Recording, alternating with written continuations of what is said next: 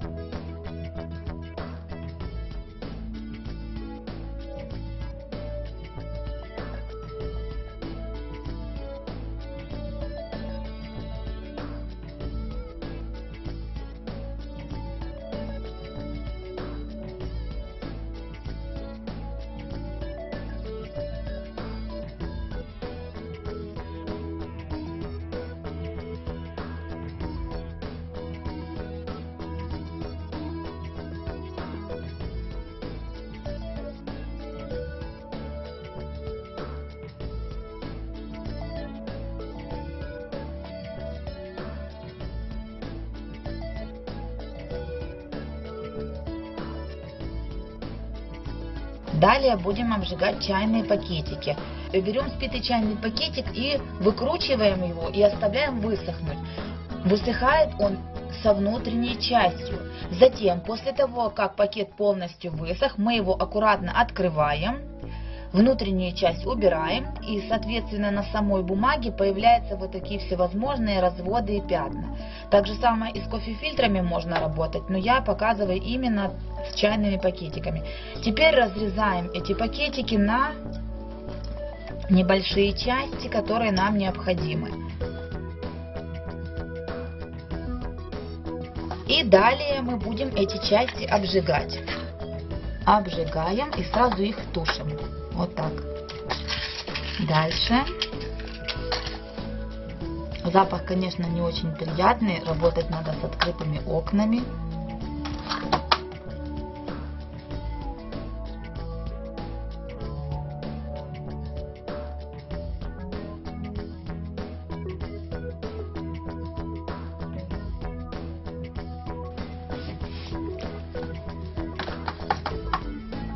И края поджигаем. Хорошо, когда оно прогорает неравномерно, появляются всевозможные углубления.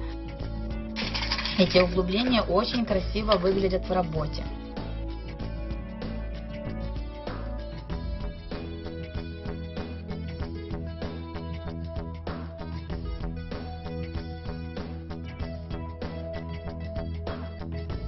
Если зеленый чай, оно такой более зеленоватый оттенок, а также травяные чаи, они дают все свои оттенки. Также чайные пакетики можно тонировать в необходимые вам цвета. Приклеивать я буду сразу акриловым лаком.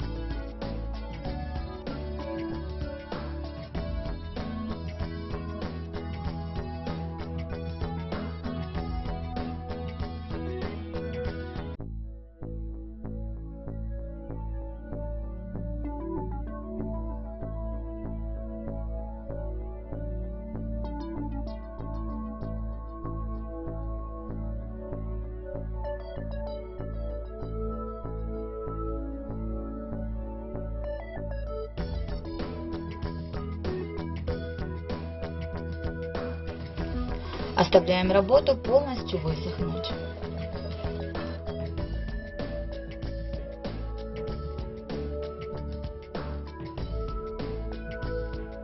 Неровности по краю убирать не надо, так как край мы будем оклеивать шпагатным шнуром.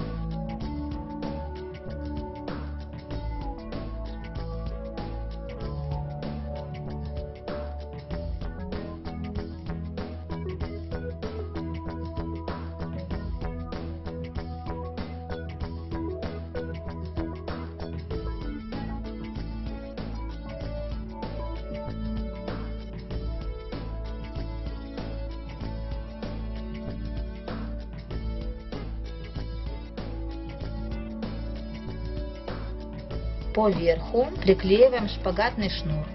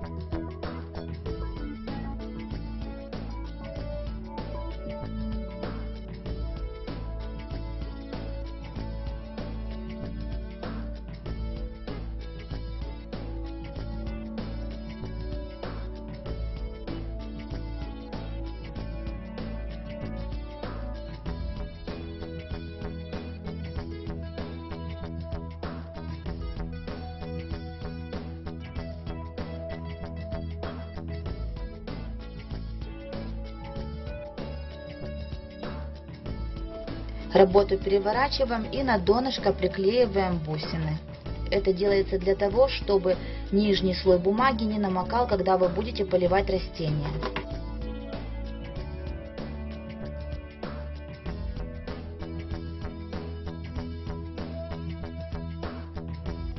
Работу полностью покрываем акриловым лаком. Здесь я посоветую покрывать яхтовым лаком. Яхтовый лак со временем дает желтизну. А так как изделие у нас имеет коричневатый цвет, значит желтизна нам не страшна. С яхтовым лаком работать на свежем воздухе. В помещении яхтовый лак не советую использовать, потому что он очень имеет запах, резкий, неприятный. Так что яхтовым лаком покрывайте на улице. Следующий этап – это рисование прожилок. Его делать не обязательно, это уже на ваше усмотрение. Белую краску сильно разводим и наносим тонкой линией, и сразу же сильно на это место дуем.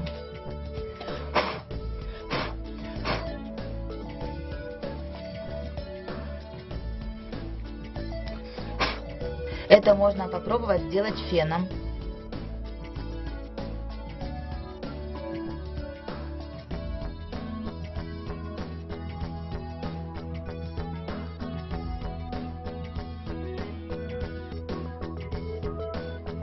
После покрытия работы лаком я покрасила каждый завиток бронзовой краской и в серединку вклеила по бусине. Далее тонкой кистью продолжаю имитировать мраморные полосы. Для более четких линий можно дополнительно подчеркнуть эти прожилочки черной краской.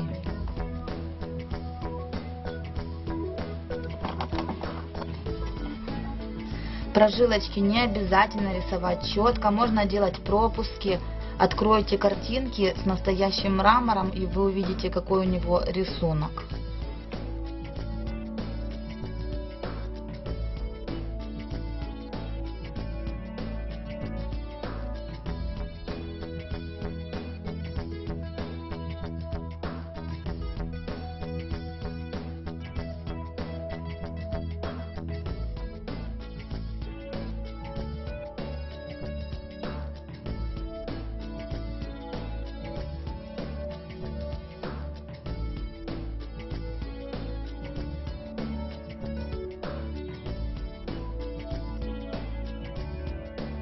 Завершающий этап – это покрытие работы лаком. После высыхания работа готова.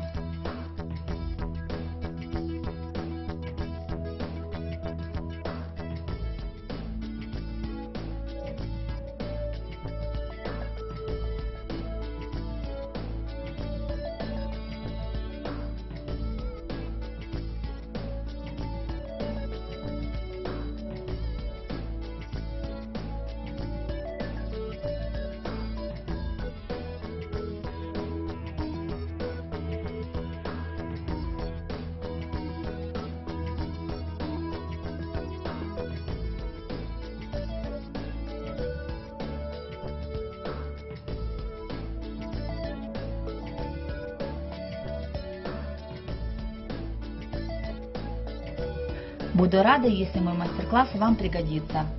Благодарю всех моих подписчиков и гостей канала за лайки, за просмотры. Мне очень приятно, что работы нравятся. Желаю всем вам творческого вдохновения и всего самого-самого волшебно-прекрасного. До новых встреч!